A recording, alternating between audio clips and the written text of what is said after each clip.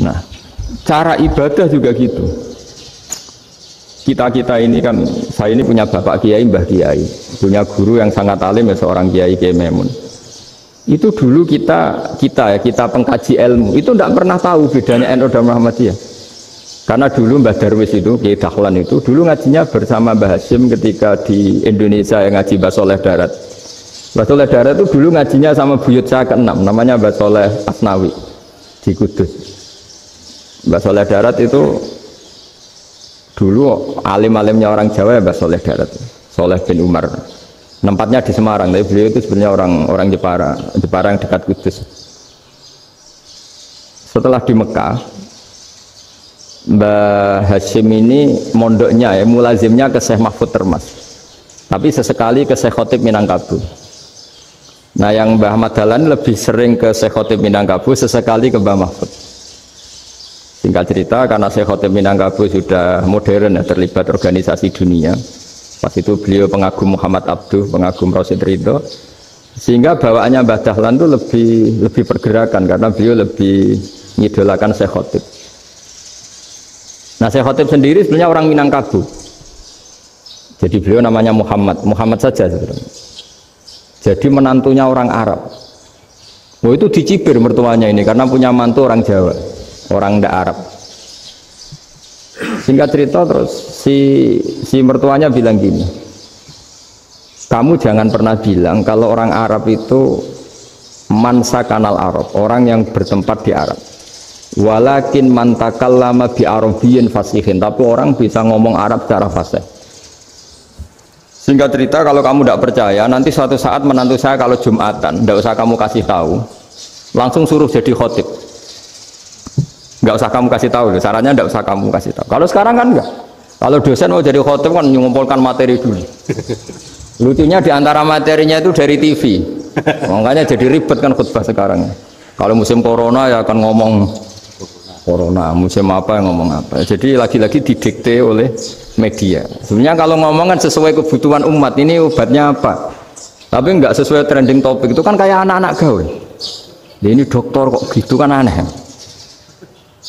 Singkat cerita si khotib ini nggak dikasih tahu, Syekh Muhammad tadi nggak dikasih tahu, langsung disuruh khutbah. Fatakallama bikalamin fasihin, dia ngomong fasih sekali, bahkan ngalah-ngalahi fasihnya orang Arab asli. Semenjak itu beliau dapat gelar al khotib, orang yang cakap berpidato berkhutbah. Makanya terus dia Syekh Khotib al Minangkabau.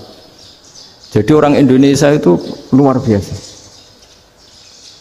Dulu yang namanya orang Indonesia di Arab Saudi itu dihormati sekali karena yang kesana itu pasti ulama sudah alim. Assalamualaikum warahmatullahi wabarakatuh. Selamat datang, selamat bergabung kembali. Kita ngaji bareng bersama Kiai Haji Ahmad Bahaudin Nur Salim atau Gus Baha, meneguhkan Islam rahmatan lil alamin.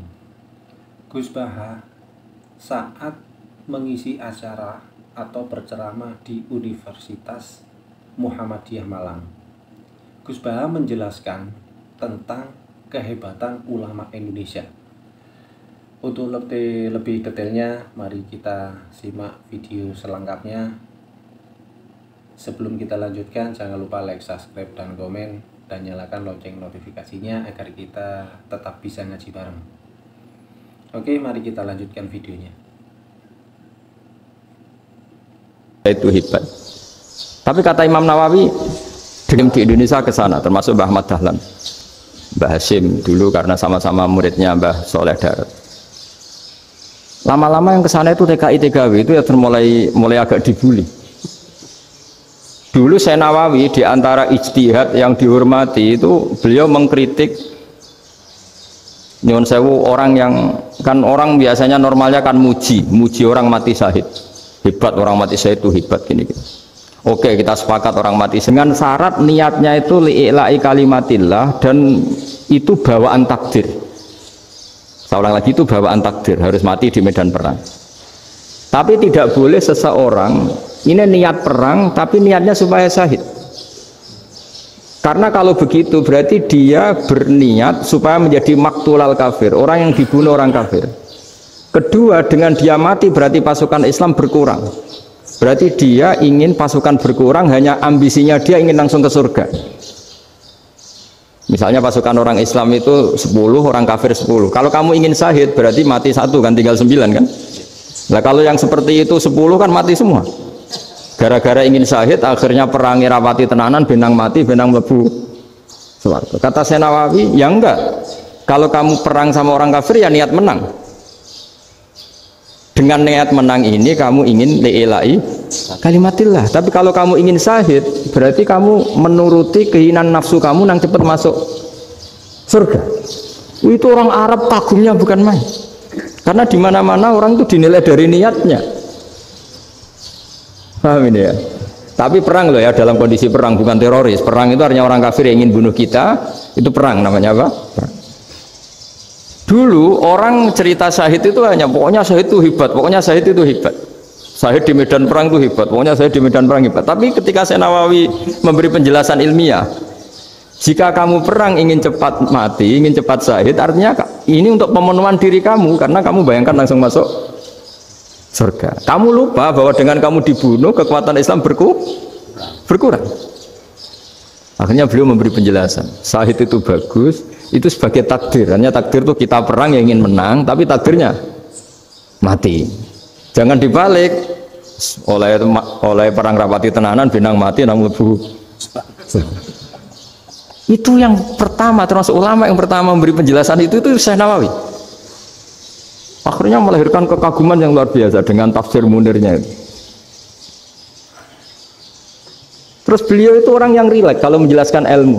Ini ya juga guru-gurunya Mbah Hasim, Mbah Guru sama Mbah Hasim sama Mbah Ahmad Dahlan Syekh Nawawi. Jadi dulu yang alim di Arab itu ada Syekh Nawawi, ada Syekh Khotib Minangkabau, ada Syekh Bakir Jogja, ada Syekh Mahfud Termas. Itu orang Indonesia banyak sekali yang alim. Bahkan diantaranya yang dikagumi Al-Azhar itu juga orang Indonesia, nama Syekh Abdul Manan, itu mbahnya Syekh Mahfud Termas. Itu pertama ada duta besar Indonesia di Mesir, itu termasuk barokahnya Mbak Abdul Manan tadi, itu juga orang Indonesia. Jadi pemahaman ulama Indonesia itu khas, termasuk ketika memaknai apa? Syahid. Ketika memaknai apa? Syahid. Itu unik. Ketika Senawawi diuji dulu itu yang namanya ulama diuji dulu oleh 100 ulama. Jadi dulu ya ada kompetisi. Imam Bukhari diakui jadi ahli hadis itu diuji oleh mi'atu muhaddisin, 100 orang ahli hadis, sanad dibolak-balik, matanya dibolak-balik, tapi beliau tetap bisa mengembalikan proporsi sanad itu. Senawi pernah diuji gini. Ayul afdol al ulama awe salatin. Keren mana ulama sama raja atau sama orang-orang kaya, sama penguasa? Ya keren ulama. Terus dibully sama orang. Tapi setahu saya banyak ulama yang ngantri di rumahnya raja, tapi saya tidak tahu melihat raja antri di rumahnya ulama. Ya, kebanyakan kan mungkin ustadz atau kiai yang antri ngajukan proposal kan enggak. Nah, kalau raja kan enggak pati itu, malah enggak usah antri, kiainya sudah nyambut sebelum datang. Jawabannya lucu Senawawi itu, dan yang tanya itu langsung diem. Ya karena ulama itu tahu fungsinya uang, sehingga cara nyari sampai seperti itu. Sementara raja-raja itu tidak tahu fungsinya ilmu, makanya tidak pernah sowan ulama. Sehingga jadi ya dianggap enteng saja. Ulama kan tahu fungsinya uang, tahu untuk pondok, tahu masjid. Sementara raja tidak tahu fungsinya ilmu. Jadi itu khas Jawa ya. Khas Jawa, khas Indonesia. Apa-apa yang menurut orang banyak dengan tanda kutip itu buruk atau baik, itu orang Jawa menafsirkan tuh gampang saja. Sehingga semenjak itu Jawa itu dipandang betul. Saya punya kitab namanya Qadhayal Haji wal Umrah. Itu terbitan Hayatul Ulya Arab Saudi milik Wahabi. Itu diantara fatwa yang dipakai untuk solusi muskilatul haji, problem-problem haji kekinian. Itu fatwanya syekh-syekh yang dari Indonesia. Termasuk Syekh Khotib Minangkabau, Syekh Nawawi Banten, Syekh Bakir Nur Jogja. Misalnya begini, dalam fatwa-fatwa yang menyulitkan kita ya, sampai sekarang jadi perdebatan. Ketika Safa dan Marwah itu dengan batas tertentu, saya ulang lagi dengan batas tertentu, mau tidak mau atas nama kebutuhan, itu kan butuh perluasan. Karena kalau naik turun itu mudah disepakati ulama. Jadi misalnya gini ya, saya punya tanah seluas ini. Pasti orang akan mengatakan sampai bawah ya tanah saya, sampai atas tanah saya. Itu mujma' alaih, itu disepakati. Sehingga Nabi ngendikan al-Ka'bah min tuhumil ardi ilas sama Ka'batun. Ka'bah sampai ujung bumi sampai ke aras semuanya Ka'bah. Sehingga tidak ada perdebatan ulama ketika Masjid Haram ditingkat, kemudian yang di atas sholat. Tetap dia menghadap Ka'bah. Tidak harus diluk melihat di bawah, enggak. Karena Ka'bah sampai langit. Sama, tanah Anda kamu tingkat sampai 10, enggak ada tetangga protes. Karena bawah sampai atas tanah Anda. Tapi kalau diperluas, tanah Anda kamu luaskan setengah meter saja atau 3 cm saja, iso geger mbek tonggo. Karena di mana-mana batas itu ya tadi. Kalau atas bawah miliknya, kalau samping enggak. Pertanyaannya, perluasan Mina itu ke samping. Perluasannya Matof yang Mas'a itu juga ke samping. Geger kan ulama dunia. Bagaimana hukumnya Mina Jadid? Mina yang diperbarui atau Mina yang diperluas. Itu diantara rujukan baik yang membolehkan maupun yang menentang. Itu ya Syekh Indonesia. Itu orisinal tuh. Saya punya kitab orisinal terbitan Hayatul Ulya, kira-kira ya kemenaknya Arab Saudi kalau di Indonesia itu. Itu yang dirujuk dawuh Syekh Nawawi, dawuh Syekh Khatib Minangkabau. Karena apa? Ada logika khas Jawa. Misalnya begini. Meskipun saya tidak perlu fatwa Mina Jadid sah apa enggak, memang jadi perkhilafan ulama. Misalnya kampung ini dinamai Mina. Pertanyaannya gini, tanah yang di samping ini bisa milik Anda apa enggak? Ya bisa Gus kalau dibeli atau dihibahkan. Berarti tanah di samping Anda menjadi milik Anda karena ada proses pengambil alian lewat beli maupun hibah. Nah masalahnya ini negara itu berhak menganeksasi atau memasukkan ini sebagai Mina. Itu ulama Jawa kalau ditanya alasannya apa? Fa innal muttasila bis-syai' hukmu dzalika syai'. Karena yang gantet, yang mutasil itu bisa dihukumi seperti sesuatu itu. Jadi kalau ini Mina, ya yang gantet Mina ini ya bisa dikatakan Mina. Beda dengan membuat Mina Malang Mina, wah itu tidak bisa, tidak mutasil kan? Itu enteng sekali ulama Jawa. Satu ya tentu karena kebutuhan, tapi asal masih al-muttasilu bihi, yang masih tanah yang masih mutasil dengan. Nah, ketika perluasan mas'ah antara sofa dan marwah kan misalnya ini batas luasnya sofa, ini batas luasnya marwah. Lalu atas nama kebutuhan, sofa marwah itu sampai sini. Sampai agak meluas ke sini. Itu geger Arab Saudi. Wah, ini gimana? Padahal tawaf itu harus antara gunung Sofa dan gunung Marwah. Sa'i itu ya. Tapi kalau istilah Quran memang tawaf sama-sama. Makanya apa? Inna Sofa al-Marwata min sya'airillah faman hajjal baita wa i'tamara fala junaha alaihi ayyat tawafati. Nah, jadi kalau istilah sa'i di Quran itu masih tawaf. Karena harus ada, kalau bisa lah, bukan harus. Kalau bisa memang harus ada unsur muternya. Kita kalau sa'i kan dari sini Sofa sampai sini Marwah, terus kan agak muter ke sini. Nah, kan agak membentuk lingkar, nah, makanya Quran tetap mengistilahkan apa? Tawaf. Jadi bukan sini ke sini terus sini ke sini kan enggak, tapi sini sampai sini terus muter kan, terus sini. Jadi antara setar dan selama ini prakteknya kan gitu ya. Sofa ngambil sini, terus ke sini, terus agak muter. Ya karena ada unsur agak muter ini terus orang menyebut apa? Tawaf. Tapi itu bukan syarat sah, ini cerita ideal. Saya ulang lagi ya. Gunung Sofa itu puncaknya atau pucuknya kalau dalam bahasa Jawa itu ya hanya segini, ini sampai sini. Nah, kelompok Islam yang fikih keras nggak boleh diperluas karena Allah memilih tempat ini itu spesial, jadi nggak boleh ke yang lain. Tapi ketika kebutuhan mendesak, mau tidak mau harus diperluas. Itu jawabnya Kiai Jawa lucu. Gunung sing ketok itu sing dhuwure tok. Sikilane luwih ombo. Jadi karena kita kan gunung kan bentuknya gini. Nah, sofa yang kecil itu yang atasnya, tapi sikilannya sini kakinya lebih luas. Jadi boleh perluasan asal tidak melebihi kakinya. Ya dihitung ya lebih luas. Jadi Kiai Jawa itu kayak wong delok gunung Penanggungan, kayak gunung Arjuna. Di mana-mana puncak gunung itu lebih kecil timbang kakinya. Artinya diperluas ini bukan berarti tidak di sofa dan tidak di, itu khas Kiai Jawa. Jadi jangan kira orang Jawa itu tidak hebat-hebat sekali. Termasuk perkembangan hotel di Arab Saudi. Itu dulu sebelum ada hotel, buyut saya kelima atau keenam dulu haji, namanya Badur Rahman. Itu kalau mau ingin menghindari terik matahari itu masuk gua. Itu masuk gua itu hanya separuh badan, kakinya di luar. Jadi jangan bayangkan kalau gua di Indonesia kayak gua Akbar di Tuban orang bisa masuk jalan-jalan, enggak. Gua di Arab itu kayak cepitan batu, tidak sampai masuk. Sehingga kepalanya dimasukkan, kakinya masih kena matahari, saking panasnya Arab Saudi. Sehingga dalam bayangan hijrah ketika Nabi bersembunyi di gua Sur, itu kata Abu Bakar, kalau orang kafir melihat kakinya pasti melihat kita karena nggak bisa masuk penuh. Jadi orang itu mau dempes tok. Sehingga ya kira-kira luasnya gua paling segini. Makanya guyonannya kiai-kiai itu untung nggak kayak gua Indonesia. Kalau kayak gua Indonesia laba-labanya capek karena luas sekali.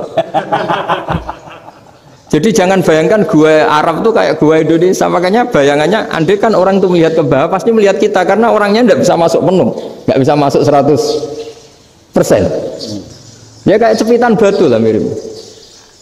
Itu kan mirip Gunung Uhud.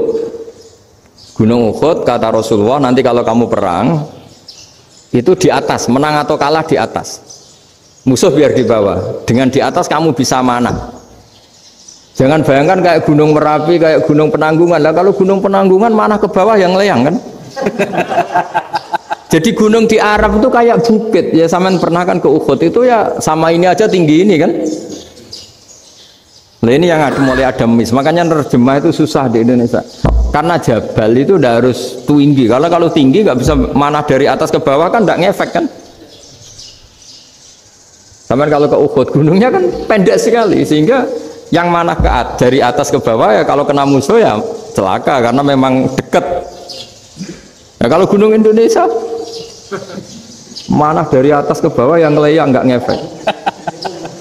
Nah itu susahnya nerjemah bahasa Arab ke kita. Jadi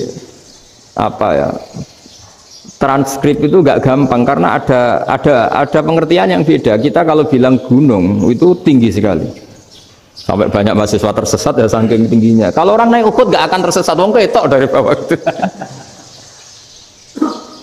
Nah ini pentingnya ngaji ya. Jadi akhirnya ulama-ulama Indonesia itu dipakai rujukan. Jadi mulai Mbah Hasyim, Mbah Ahmad Dahlan sampai era buyut-buyut itu masih orang alim. Lama-lama yang di Indonesia ini orang-orang yang bodoh. Sehingga orang Jawa kalau ke sana dibully, ya Jawa tak kulul khaya. Orang Jawa itu penggaweannya itu makan ular.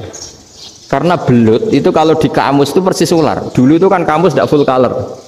Gara-gara gak full color, gambar belut sama ular itu sama. Belut itu belut sama ular kalau nggak full color gambarnya sama apa enggak? Sama. Terus orang Jawa itu kan masih banyak yang makan bajing itu apa? Ketupai. Bajing kalau digambar tidak full color sama dengan tikus. Gambar yang tidak warna hitam putih. Sehingga kita ini dibully pemakan tikus dan pemakan ular. Karena belut itu persis ular kalau digambar yang tidak full color.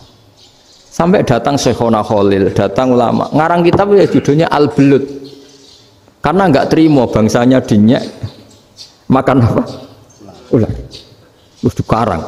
Wal belut hayawanun bakhriyun, terus ya isu fi kadza wa kadza. Itu beda dengan al-hayyah. Itu diterangkan. Mulai bisa nerima. Terus sistem hotel juga gitu. Sampai tanyakan dalam sejarah dulu orang Sedayu ada namanya Syekh Mukhtar. Syekh Mukhtar bukan bikin rumah besar yang siapapun orang Indonesia haji itu nempat di sana. Nah ini yang menginspirasi akhirnya ada hotel. Dulu Syekh Mukhtar hanya menyediakan untuk hujat-hujat Indonesia. Lama-lama jadi hotel. Ndak mau saya mau cerita. Kata Mbah Mun sering cerita. Kenapa wa ma arsalnaka illa rahmatan lil alamin, kata Mbah Mun, Allah itu pasti bikin ulama yang tidak produk Arab itu pasti ada. Kalau orang Arab jadi ulama wajar, bahasanya Arab, domisilinya di Arab. Tapi Allah akan selalu bikin ulama yang tidak bangsa Arab. Imam Ghazali itu Tus itu Persia. Imam Bukhari itu kira-kira kalau sekarang ikut Uzbek. Ya, Imam Bukhari itu kalau negara sekarang ikut mana? Uzbek. Kenapa demikian kata Mbah Mun? Karena Allah sudah ngendikan wa ma arsalnaka illa kafatal linnas. Manusia semua ini kena khitabnya Islam. Kalau tidak ada ulama yang dari berbagai negara, kesannya Islam itu hanya milik orang Arab Saudi. Makanya Allah selalu bikin ulama-ulama yang bahkan tidak Arab. Termasuk Imamul Muhaddisin, yaitu Imam Bukhari, itu orang Uzbek, orang Rusia lah kalau sekarang, ikut Uni Soviet dulu. Imam Ghazali itu orang Persia. Syekh Nawawi itu orang Banten. Karena Allah ingin memaklumatkan bahwa Islam ini untuk semua, sehingga orang yang tidak Arab pun bisa belajar Islam. Yang alimnya itu nggak kalah sama orang apa? Arab. Makanya ini PR ya. Kalau Gus Dah Ploso nanti ngendikan suatu saat orang belajar Islam itu bahkan orang Arab pun bisa belajar ke Indonesia. Kalau orang Indonesia bisa alim betul kayak dulu. Sekarang banyak liga antar ulama. Itu orang Indonesia pasti masuk. Ulama-ulama top dunia itu pasti orang Indonesia banyak yang masuk. Karena tadi ketika orang Indonesia baca kitab, itu orang Arab itu kagum, kok bisa ada bahasanya baca secara benar. Bukan sekedar bisa baca secara benar. Karena memang dilatih sedemikian rupa di pondok-pondok. Makanya kita semua lah, yang alim di Indonesia itu kemana-mana ya pasti alim. Dulu putra Mbah Mun namanya Gus Zofur itu tahun pertama ya sudah the best di tahun pertama. Kalau tahun pertama the bestnya ilmunya bawaan dari sarang, dari keluarganya. Gus Najib mondok di Said Muhammad tahun pertama sudah dipuji sebagai yang teralim karena ya sanggup. Kalau dipujinya tahun ketiga, tahun keempat kan mungkin dapat dari sana. Ini tahun pertama. Saya ulang lagi tahun pertama. Karena pengajaran di Indonesia itu luar biasa di pondok-pondok ini. Makanya kalau dalam anekdot pondok itu cerita-cerita lucu itu. Ada orang Jakarta ngaji, setelah di kelas itu pelengahan terus. Melihat jendela, lihat pintu terus. Lama-lama gurunya marah. Kamu diajarin kok enggak punya sopan, melihat pintu terus enggak memperhatikan guru ya. Anak Betawinya jamnya lucu. Habis Pak Guru bohong ya. Kenapa ya? Kamu Pak Guru bilang Ja'a Zaidun, Zaid datang. Tak lihat nggak ada yang datang. Setelah itu contoh nasab kan ro'a itu Zaidan. Saya melihat Zaid, saya nggak melihat Zaid. Contoh ketiga yang jer kan maror tuh Zaidin. Saya berjalan ketemu Zaid. Pak Guru diam di situ nggak jalan-jalan. Jadi saking detailnya Indonesia dia cari. Kalau rofa Ja'a Zaidun, kalau nasab ro'a itu Zaidan, kalau jer maror tuh Zaidin. Nah si murid Betawi ini karena pertama sekolah ngiranya gurunya itu cerita Zaid datang, makanya dia ngelihat pintu terus, mana katanya datang kok enggak datang-datang ya. Nah dengan latihan seperti itu kemungkinan orang Indonesia salah itu kecil karena memang dilatih betul. Saya ulang lagi karena memang dilatih betul. Sehingga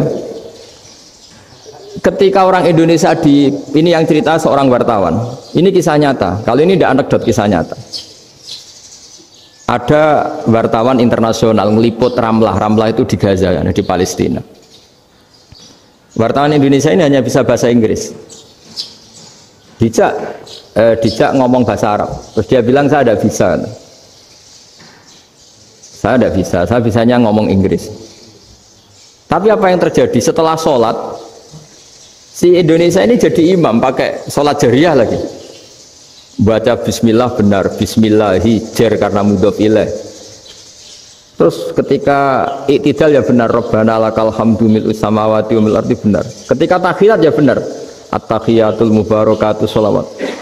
Sama orang Arab ini diambungi. Orang Arab kalau senang orang itu dicium. Kamu tawaduk, sebenarnya kamu itu ahli bahasa Arab. Karena orang Indonesia sekali sholat itu nggak ada yang salah. Meskipun benarnya karena hafalan, tapi bagi yang ahli nahwu itu hebat. Misalnya kita kalau ngapalkan kan Bismillahi, Bismi jar karena ba, Allah jar karena mudhof ilaih, Ar-Rahmani jar karena sifat, Ar-Rahimi karena sifat, Alhamdu rofa karena mubtada, Lillahi jar karena ada huruf jarli, Robbi jar karena sifat. Sebetulnya tidak karena pinter, tapi karena hafalan. Tapi orang Indonesia hebatnya itu benar terus. Rabbana lakal hamdu, ya kan, alhamdu rofa, terus mil usamawati ya rofa karena sifat. Sehingga terus orang Indonesia kalau sholat di Timur Tengah itu dipuji karena makhrajnya ya benar, rofa nasobnya juga benar. Nah itu di negara lain tidak ada nggak Indonesia. Orang Cina itu sering bikin marah orang-orang Arab karena kalau dongo itu nggak fasih kayak orang Indonesia. Orang Indonesia kalau dongo ya Allahumma Allahumma tohir tohir qalbi qalbi. Orang Cina ini yang jadi guyon di Arab, Allahumma Allahumma tahir tahir kalbi kalbi gitu. Itu kan bedanya jauh.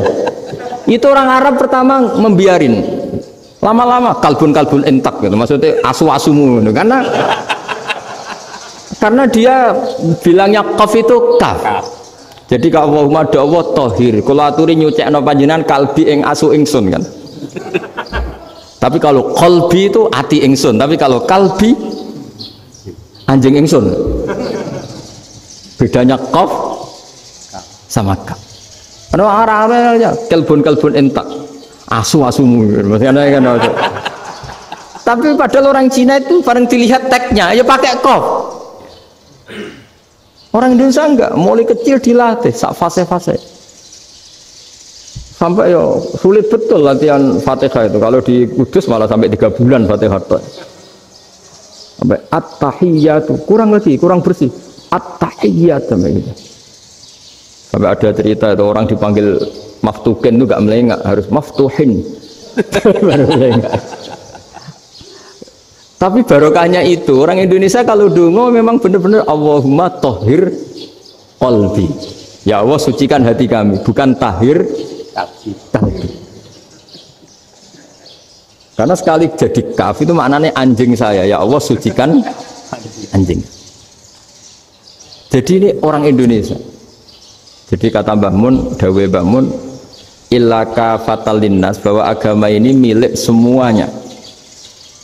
Itu diantara bukti Allah menghendaki atau mendesain Islam seperti ini, orang yang belajar di Indonesia itu pengetahuannya Islam, pengetahuannya tentang Islam itu tidak kalah sama yang belajar di Al-Azhar, sama yang belajar di Arab Saudi. Makanya ini PR-nya UMM, PR-nya IAIN, PR-nya UIN. Bisa enggak sealim mereka dalam bahasa Arab? Nah, bahasa Arabnya mau man anta ana zaidun.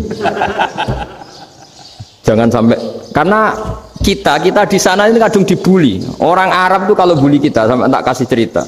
Oh, itu ngawurnya Masya Allah. Kata dia, ada anak orang Indonesia haji. Si anaknya orang Indonesia dijotos sama anaknya orang Arab. Dijotos, dipukul. Sehingga cerita terus si orang Indonesia nggak terima, anaknya yang orang Arab dipukul. Yang balas bapaknya. Orang Arab tanya, lima ada dorab taibni, kenapa kamu mukul anak saya? Itu orang Indonesia bahasa, wah aku sudah. Jadi hanya bilang gitu. Artinya anak saya dihada ya maka tak ada. Arabnya gitu. Anak saya dipukul maka saya balas mukul. Itu orang Arab mantuk-mantuk oh gitu. Paham?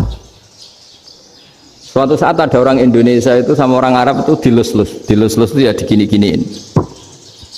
Karena dia latihan bahasa Indonesia, latihan bahasa Arabnya itu masih mufrodat. Jadi kalau mengartikan yadun itu tangan, saro itu jalan. Jadi kalau jalan ya saro-saro. Roksun itu kepala. Ana itu ingsun. Jadi karena dia nggak ngerti penggunaannya. Itu bahasa Arabnya itu yadun anta. Jadi bukan yaduka tapi yadun anta. Berarti tangan kamu. Saro-saro itu jalan-jalan. Ala roksi ana yang atasnya sirah ingsun. Jadi mestinya yang benar kan yaduka saro ala roksi atau gitu. Tapi enggak dipotong-potong. Yadun tangan kan, anta kamu. Berarti tangan kamu. Saro. Saro-saro jalan-jalan. Roksun itu sirah, anak insun. Jadi di atas kepala saya. Orang Arab tertawa-tawa. Tapi paham. Maksudnya seperti itu. Jadi kita ini dibully di Arab itu Masya Allah. Jadi akhirnya lahirlah ulama-ulama tadi yang saya sebut tadi. Bahkan pernah lama sekali ulama Indonesia itu jadi master di Arab Saudi, yaitu Senawi Banten. Itu kalau orang sana bilang itu Sayyidu Ulama Il-Hijaz, top-topnya ulama Mekah Madinah, padahal beliau orang Indonesia dan dimakamkan di Ma'la, itu dekat makamnya Sayyidah Khadijah karena sangat dihormati. Nah, di antara sebab dihormati adalah ketika orang memahami syahid, maknanya pokoknya maktulal kafir. Syahid itu adalah orang yang kalau perang itu mati di medan perang. Itu Imam Nawawi merinci secara detail. Kalau dia perang supaya tujuannya mati syahid cepat ke surga, berarti dia nuruti hadzun nafsi, ingin cepat ke surga.